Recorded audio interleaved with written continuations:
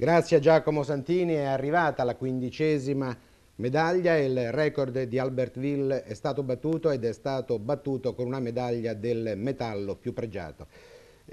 Come dicevano giustamente prima i nostri ragazzi intervistati da Carlo Gobbo, battere la Norvegia sul suo terreno nel fondo significa essere veramente grandi. I nostri 4 ragazzi della staffetta 4x10 km hanno dimostrato di esserlo. Diamo uno sguardo adesso al medagliere aggiornato dopo questa gara. Ovviamente ci interessa molto perché l'Italia, lo vedete, sale al terzo posto assoluto. Ecco, la Russia guida sempre con 9 ori, la Norvegia con 8, l'Italia con 4 ori, 3 argenti, 8 bronzi. Seguono gli Stati Uniti, la Germania, il Canada, l'Austria e la Svizzera. Ora ricordiamo gli appuntamenti di oggi, sempre relativi ovviamente alle Olimpiadi di Lillehammer. Avremo tutti i colori del bianco, lo speciale quotidiano alle 17:30 su Rai 3, poi in differita stanotte su Rai 2 vedremo in successione l'hockey Italia-Norvegia, il salto al trampolino K120 a squadre e lo short track. È veramente tutto, noi ci vediamo domani alle 9:25 su Rai 2 e domani entra in scena Alberto Tomba. Grazie per averci seguito, a domani.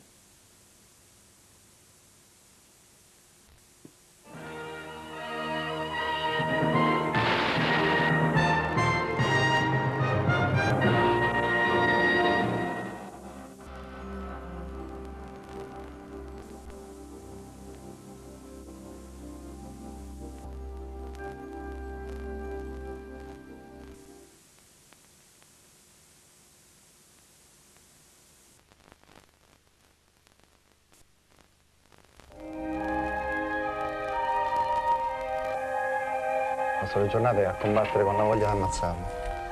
Ma io non la metterei in questo modo. Se n'è andata con un altro. Non c'avevamo problemi economici, la riempivo di regali. Ma perché se n'è andata? C'è qualcosa che non va in me? Se c'è qualcosa, non ci girare intorno, dimmelo. No, non ci giro intorno. Forse dovresti trovare qualcosa di importante con cui impegnare la testa. Sto sempre a pensare, non ce la faccio più. Mi manca il suo modo di ridere. Qualcosa di importante in cui impegnarti. Mi manca il suo modo di camminare. Oh, mi stai a sentire? Ho detto che dovresti occuparti di qualcosa di importante. Mi ha scritto padre Danilo, dalla Bosnia. Una battaglia per la pace. Michele alla guerra, un film di Franco Rossi.